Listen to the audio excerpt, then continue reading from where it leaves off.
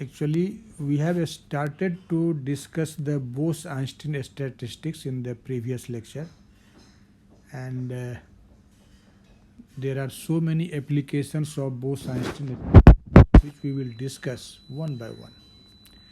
But some of the viewers have demanded to provide a video on Brownian motion and random walk, because this video is very essential for those people because their exam is at hand.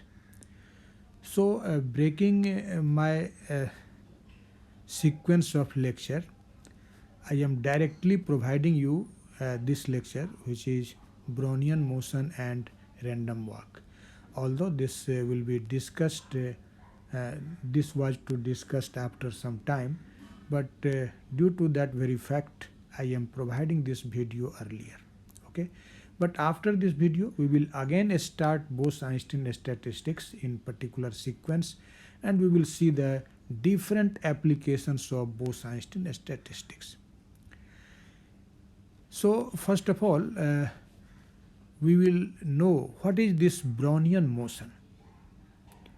Actually, Robert Brown, who was a botanist, he was performing an experiment, or he was studying the tiny pollen grain emerged in water, or you may also say that he was studying the colloidal solution by observing the solution by a microscope of high magnifying power or high resolving power.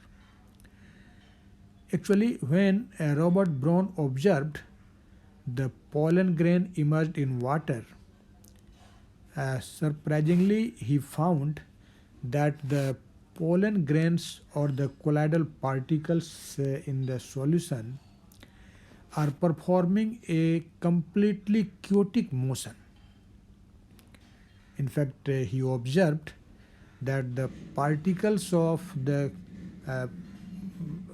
this colloidal solution is moving up. At the same time, it also moves down left and right, or in other words, you can say that the particles of the solution just appears like a dancing star. Okay. So this motion of the particle was actually observed completely haphazard or completely chaotic. In fact, what is the reason behind this motion, or what is the physics behind this? This was not explained by Robert Brown, but because he was not a physicist, he was a botanist. He only observed that motion. Okay. Actually, in the honor of Professor Brown, the such type of motion is termed as Brownian motion, and the particles which perform such a motion are collectively called Brownian particles. Okay. In fact, it was Einstein who first provided a sound theoretical analysis or sound theoretical explanation of this Brownian motion on the basis of a random walk problem. Okay. So this Brownian motion was at first explained by Einstein, and he thought on the line of a random walk to solve this problem, or to explain this particular chaotic motion of the Brownian particles. Okay. In fact, these Brownian particles are bombarded by the molecules of the fluid in which these particles are suspended from all sides, and due to this collision, actually there will be a fluctuation in molecular collision, and according to Einstein, this Brownian motion is due to the fluctuations in the molecular collision. Actually, the Brownian particle are heated, are struck by the molecules of the fluid in which they are actually performing the motion from all sides and from all directions, and this collision is very frequent. In fact, almost 10 to the power 21 collision is suffered by the Brownian particle per second. So you cannot think that this is a discontinuous process, but it is just a continuous process. You never think, you can't imagine that a particle is not heated at any moment. It is continuously heated. Okay. In fact, Einstein correlated this Brownian motion of the particle to the process of diffusion. Okay, and this is just an irreversible process. Actually, due to the osmotic pressure difference, the Brownian particle moves, and in terms of the coefficient of diffusion of the system, Einstein calculated what will be the average value of the square of the displacement of the particle. Okay.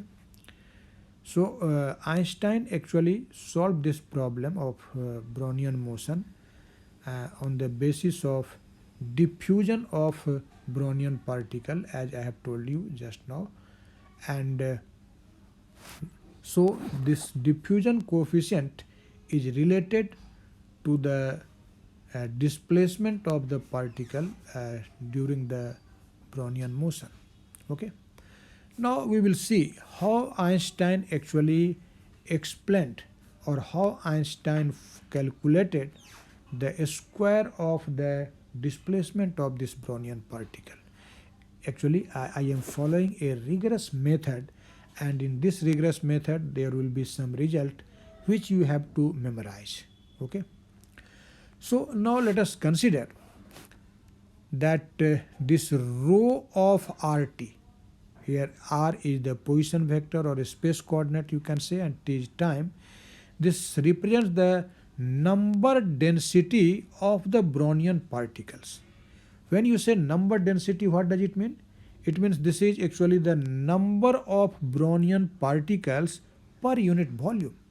So it is also called concentration of the Brownian particle. Okay, you can say that this is concentration of Brownian particle, or this is just the number of Brownian particle per unit volume, or in other words we simply say that this is number density of the Brownian particles. Okay. Now due to you know that whenever there is a continuous motion of anything, a current is constituted. Don't think that this is electric current. Okay.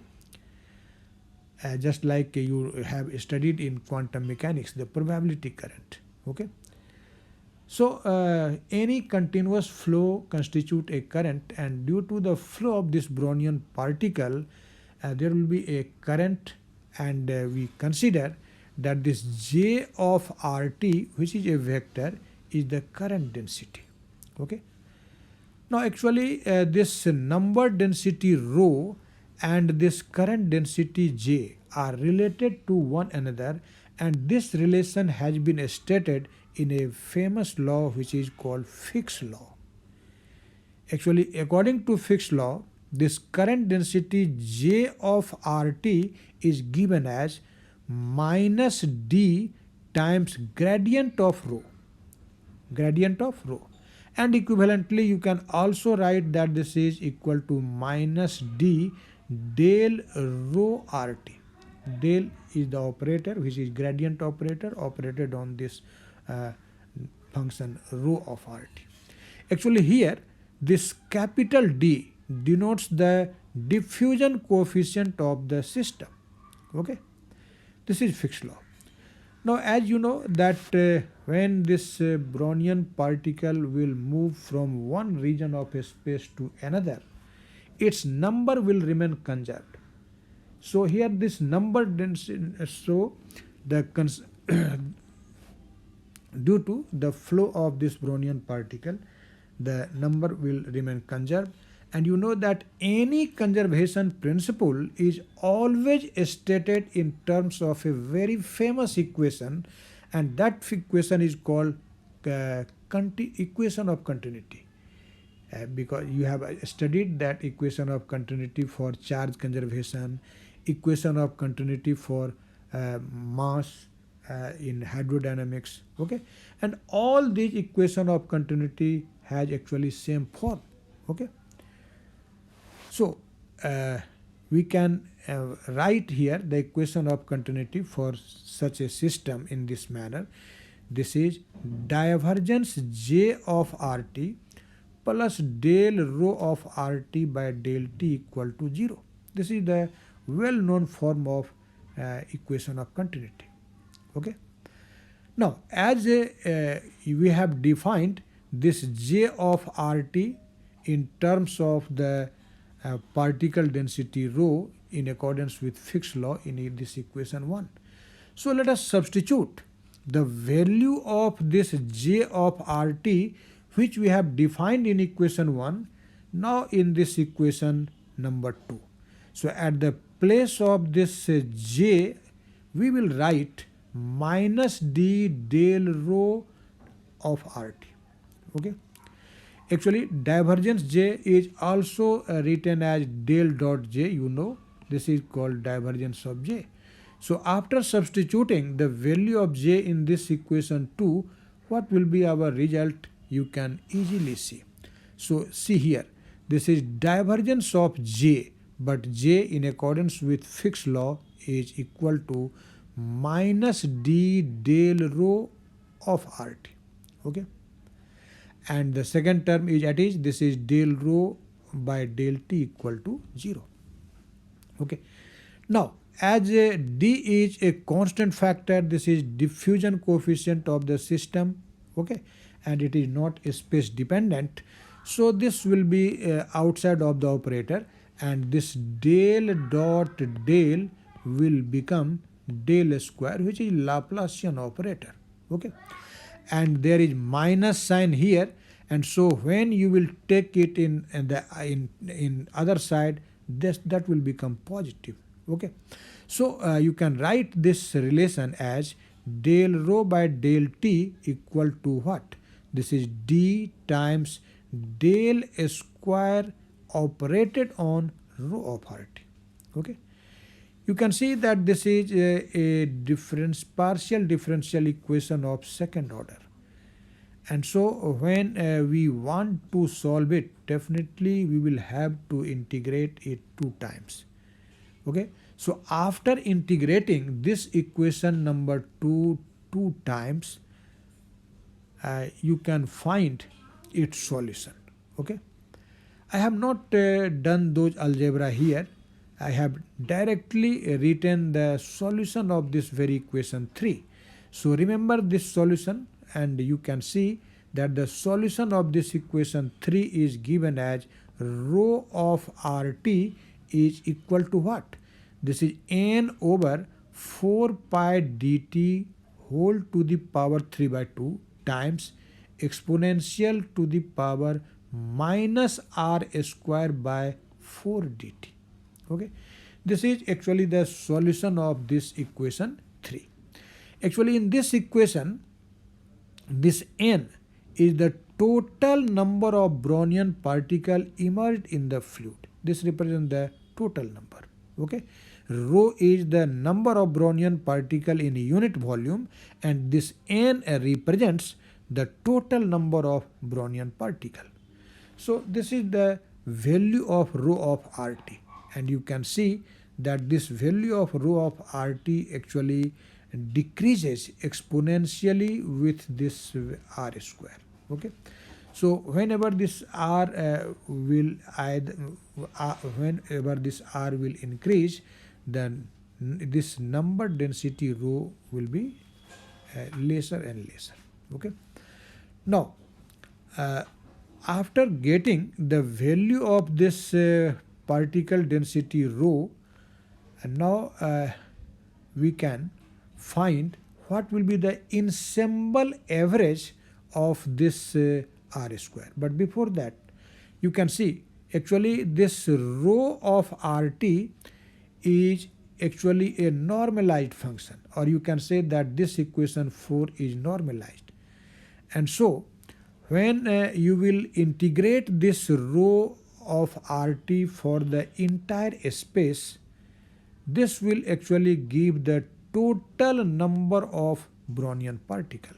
So writing the normalization condition or for this function, you can write, see here. Actually, if you consider an elementary volume in 3D space, you have to consider two concentric spherical cells.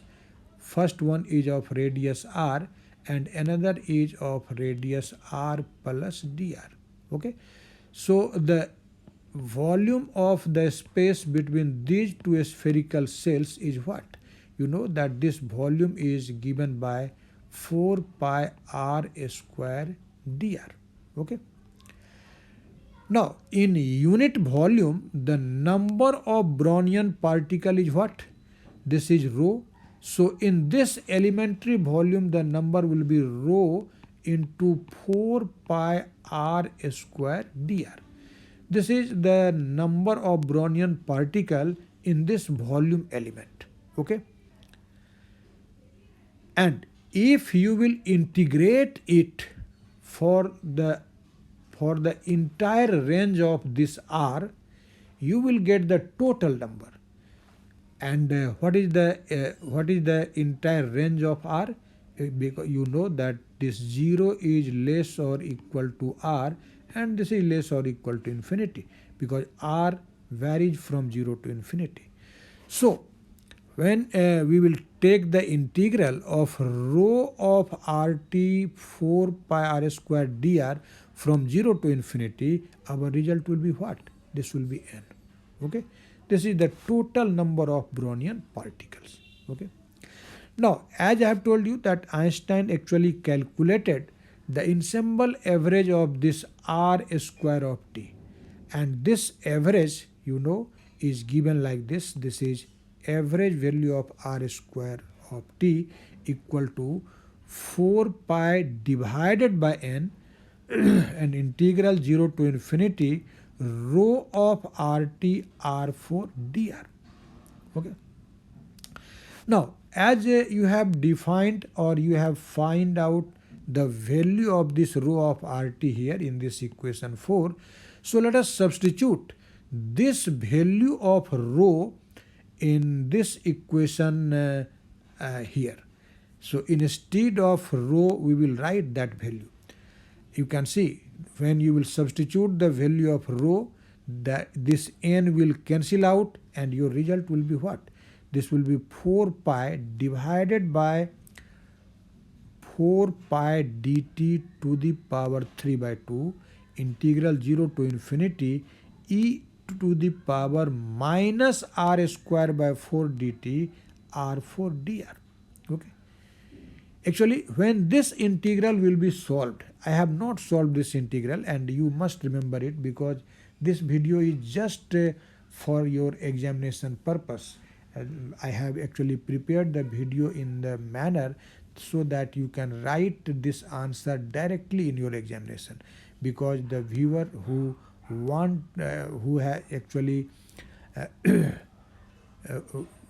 actually demanded this video, her aim was actually to write this answer in her examination, because her examination is very at hand. And so I have prepared this video just in a manner so that it can be written in your examination directly.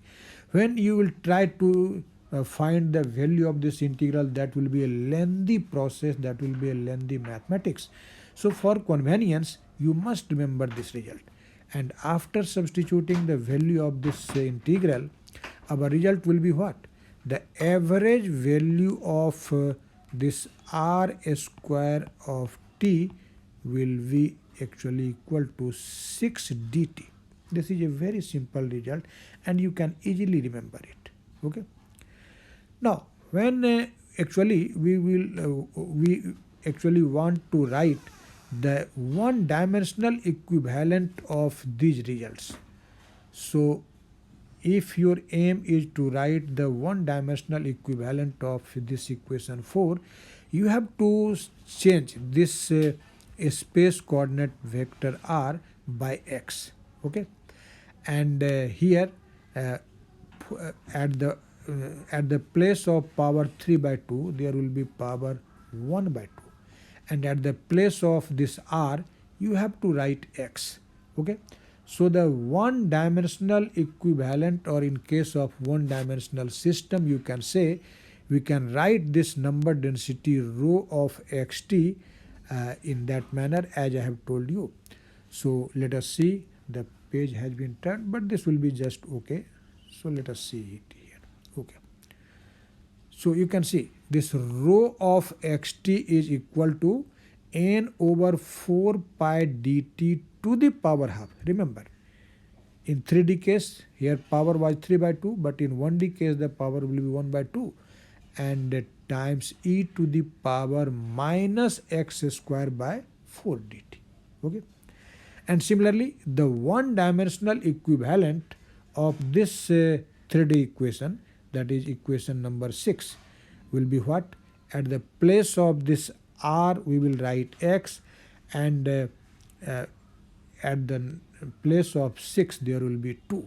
So this will be x, average value of x square equal to 2 dt.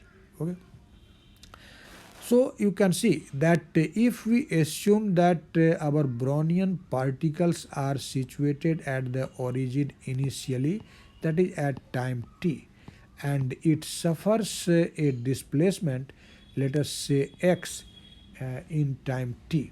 Okay, then the average value of, or you can say the mean square value of this x square will be equal to 2 dt. Here d is, you know, diffusion coefficient, so you can think that these Brownian particles actually diffuses through the medium, and this is an irreversible process. Okay, because this process cannot be reversed. If you will just reverse the condition, the process will not reverse. So you can say that this is just an irreversible process. Okay, actually in this case the irreversible character of the phenomenon arises from the random fluctuating forces exerted by the fluid molecules on the Brownian particles. Okay, so I hope you have clearly understand what is this Brownian motion and how Einstein calculated the ensemble average of the square of the displacement of the particle, Brownian particle. Okay, in terms of the diffusion coefficient of the solution or of the fluid or of the system. Okay, so I hope you have definitely now a clear concept of this Brownian motion and random walk. Okay, thank you very much.